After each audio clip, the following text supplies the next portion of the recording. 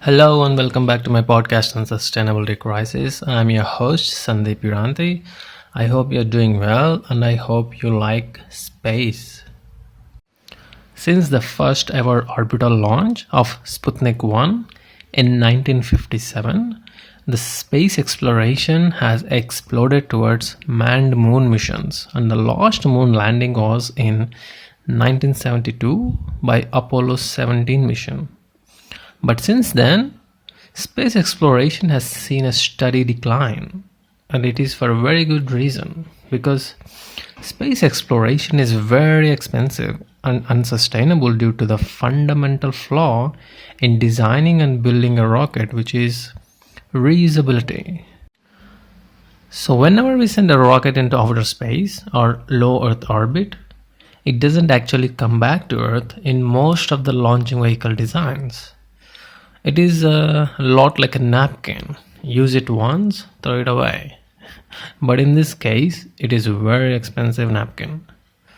This is why rocket launches are as rare as eclipses. But we are in luck. In recent times, all this has been changing with reusable rockets, and the next big leap of going to Mars seems not very far away. And honestly, how hard is it to realize that reusability is the next big thing, huh? And talking about Mars, it begs the question that, is it really possible to carry everything from Earth to Mars, that we need to establish a sustainable civilization? And the answer is actually no.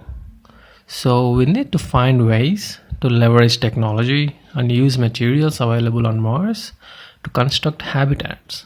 And not surprisingly, there are many startups working in the space industry to find innovative ways to do it, like using 3D printing technology to build habitats using materials on Mars. So where I'm getting at is reusability is not only sustainable for space travel, but also for everything in our daily lives. In recent years, we have been so aggressively scaling up on the culture of on-demand services and single use of precious materials, just because they are cheaply available at our disposal, rather be it paper, plastic or crude oil. But in fact, these resources are only cheap in economic terms, but they are very, very expensive in ecological terms, because natural resources are not renewable. And if you want to know more, you can actually check my podcast number 2 on economy versus ecology. If you know anything about space travel, you would also know how efficient our life support system needs to be in outer space due to very limited availability of resources. And the same principle applies here on Earth. We also have limited resources, and we should use them to make a sustainable civilization by building solar and wind energy instead of digging up carbon and putting it into our fragile atmosphere. And any argument that is made against sustainable energy and sustainable living is merely short term, and lack of understanding how efficiency works, and lack of ability to think as a humanity as a whole. Instead, all the arguments are based on short-term economic goals of small group of people who has a heavy hand focused on individualism and self-growth.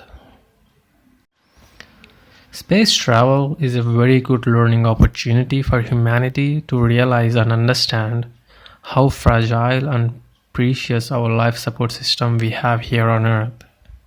Even in astronomical terms, the probability of having such a thriving planet is close to none. So that brings us to the end of another podcast. Please do share your comments via email or direct message. I'm also open for a dialogue if you may be actually interested in, so send me an email. And keep thinking innovative and keep thinking sustainable. If you have been listening, thank you so much for tuning in.